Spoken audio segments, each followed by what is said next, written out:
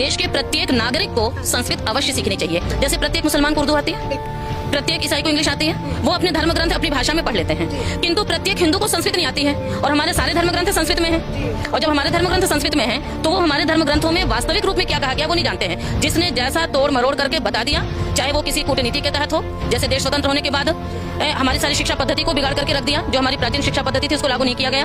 वेद के मंत्रों का जैसा अर्थ उनको बता दिया गया उन्होंने वैसा मान लिया, रामायण का जैसा अर्थ बता दिया वैसा मान लिया। और उसी के कारण से ही आज के जो हिंदू नागरिक हैं उनको भी अपने धर्म ग्रंथों के प्रति पूर्णतया श्रद्धा नहीं है, क्योंकि उन्होंने संस्कृत का अध्ययन नहीं किया और स्वयं उसका उन्होंने विश्लेषण नहीं किया है। तो अपनी ये कन्याएं, ये बच्चियां हैं, ये ऋग्वेद याद कर रही हैं। ये शुभांगी है, ये हाथ उठाइए, ये कनिष्का है जयपुर की, ये यजुर्वेद याद कर रही है। हाँ, ये हव्या है छोटी सी बच्ची, वो अथर्ववेद याद कर रही है। तो ऐसे तो ब्रह्मा का तात्पर्य होता है जो चारों वेदों का ज्ञाता हो। और ब्रह्मा एक पद होता है जो यज्ञ में बहुत ही सम्मानित पद होता है, और हम लोग उस ब्रह्मा पद को हम लोग भी सुशोभित करते हैं। तो वेद में स्त्री ही ब्रह्मा बभूविथ कहा गया कि स्त्री ब्रह्मा बन सकती है। अच्छा, ये मुझे एक और बात समझनी है कि इस गुरुकुल का नाम है पाणिनि कन्या विद्यालय। पाणिनि, महर्षि पाणिनि का क्या मतलब योगदान रहा, क्या कुछ है वो मुझे थोड़ा। हमारे प्राचीन जितना भी विज्ञान था वो वेदों के माध्यम से संस्कृत भाषा में ही प्राप्त हुआ है। और उस संस्कृत भाषा का जो व्याकरण है कि इस शब्द का ये अर्थ क्यों होता है, इस मंत्र का ये अर्थ क्यों होता है, इसको बताने के लिए जिस व्याकरण की परिकल्पना की गई है वो है पाणिनि व्याकरण।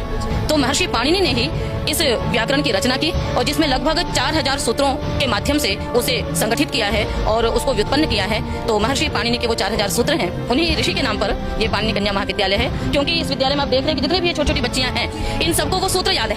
इन सभी को, ये छोटे छोटे बच्चों को वो सूत्र याद हैं। और उसी के साथ साथ ये पाणिनि कन्या, ये महर्षि पाणिनि मंदिरम है, ये उसमें 4000 सूत्र संगमरमर के पत्थरों पर पूरे के पूरे लिखे हुए हैं। तो एक आध मंत्र का उच्चारण मेरे दर्शकों को भी सुनाओ, वो भी सुन के आनंद लें।